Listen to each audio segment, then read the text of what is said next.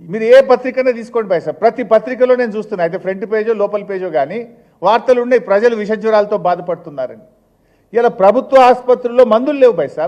లాస్ట్కి పోతే ఉస్మానియా ఆసుపత్రి ప్రాంగణంలో 3 ప్రైవేట్ మెడికల్ షాపుల్లో విపరీతంగా ప్రజలు ఇలా మందులు కొనుక్కునేటువంటి పరిస్థితి.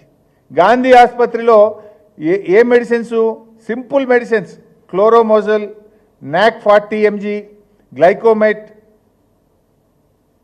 ఫ్లెకన్జోల్, పారాసిటమల్ లిక్విడ్ 10 mg, అటినాస్ 10 mg, సారావెట్ క్రీమ్, ఆయింట్మెంట్, అమెక్సోక్లిప్, పెంటాష్ డిజైన్, కాళ్ళ నొప్పులు కీళ్ళ నొప్పుల మందులు, ఈ మందులు లేవు దవాఖానలో.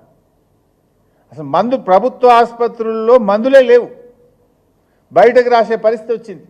మీరు రివ్యూ చేయాల్సింది ఏంది? ప్రజల ఆరోగ్యం కంటే ముఖ్యమైనది ఏంటిది? ఇవాళ ఎక్కడ చూసినా రాష్ట్రంలో పూర్తిగా పారిశుద్ధ్యం పడకేసింది. గ్రామాల్లో కానీ మున్సిపాలిటీల్లో ఎక్కడ కూడా చెత్త ఎత్తే పరిస్థితే లేదు. జిహెచ్ఎంసీ కమిషనరే చెప్తుంది కదా, నా ఇంట్లోనే 3 రోజులు చెత్త ఎత్తలేరని. ఇక ప్రజలు కూడా పట్టించుకోవాలి.